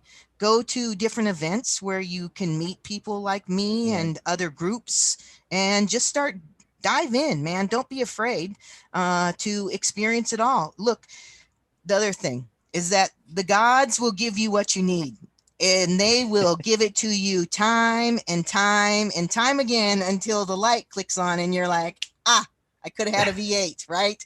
Ah, that's what I needed. Yeah. So, I mean, you can't, people are like, well, what if I miss it? You're not going to miss it. Yeah. You will get it when you're able to see it, when everything syncs up. It'll Yeah. come into you. Don't try to control it, because it'll come Yeah. when it's time. Right. And that makes me think of previous show. I had Karen Fraser on here, and she was talking about the universal 2x4 upside your head. That's right. Her So books are great. Her books are yeah. great. So I think of that whenever somebody's talking about that. I just imagine, like, I'm an 80s kid, so I, think of Hacksaw Jim Duggan from the WWF, and a universal 2x4 upside the head. No, great advice. Great advice. Go out, meet people. Conferences are starting to happen again. It's a good place to meet Hmm. people, or just local groups getting together in your local areas there. Well, Go into a metaphysical shop, or yeah, a pagan shop, or one of the magic shops. And even though if you're scared, take your talisman, take your cross with you, and go in there and just look around and be yeah, open-minded to see what you see, because it's just you and we barely touched on the beginning of just anything. You know what I mean? It's the yeah, rabbit hole is deep yeah. Deep and windy. and Deep, windy yeah. and Yeah, controversial in many ways. but that's kind of the fun part of it. Oh, it is. That could be fun. I love Um, that part. yeah, no, exactly. I can't believe 2 hours flew by here. It did. Um, it's been so fun to talk to you and catch up. It's been a couple of years since we've seen each other. We'll have to see each other In soon, and November. hopefully, yeah, we'll have you. November. Hopefully, you can make it out here in November. I'd love to I'll have make it you. out there. Okay, awesome. Yeah. Well, she'll be at the Port Gamble Ghost Conference. Check that out. Excuse me, portgambleparanormal.com. And I haven't really done much in planning yet because I've been so busy. I feel you. It been so busy, but information will be coming out soon, and I'm going to start booking speakers and classes and stuff. So Excellent. yeah, so everyone out there, if you're in the Northwest or you're looking to travel and get the hell out of Dodge wherever you're at and go somewhere, come out to Port Gamble That's this right. November.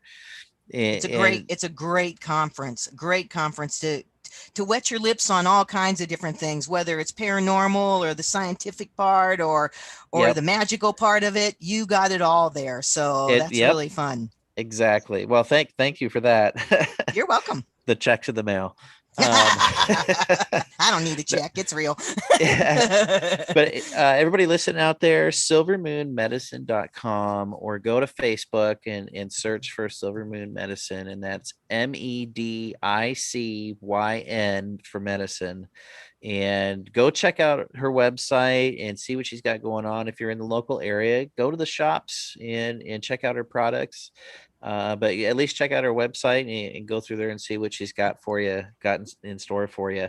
I want to thank you so much. This has been such a fun conversation, and we'll have to do it again for sure. Absolutely. Absolutely. Yeah, we'll do this again for sure. And next week coming up, I've got Jill Shelley, and she's a paranormal investigator, and she actually purchased a haunted home, and she was fascinated with it and thought it would be so cool to live in a place that was haunted. So she purchased a known haunted location. And so we'll be talking about that. And she's we got some audio we're playing for you there. And then later on this month, we got Big River Paranormal, and they're out of Oregon, and they do investigations all over the place, and they've got some great experiences and a good approach too with the paranormal. So excited to have the guests coming up. But again, special thanks to you for being my guest tonight. My Silver pleasure. Moon Medicine. Yeah, it's always fun talking with you. I It love is it. always good. Me too. Yeah. And I leave every show with a toast, and we're here on Let's Talk Radio, WLTK-DB.com. Be sure to subscribe on YouTube and check out the Facebook page. But I leave every show with, oh my gosh, I can't. I'm wiped out. Let's see. Well, the future's is, oh my gosh. Never mind. Be in the present. Live now. You got me all spun out, I guess. It's been a really long day. Me for that. I'm not even near you. No.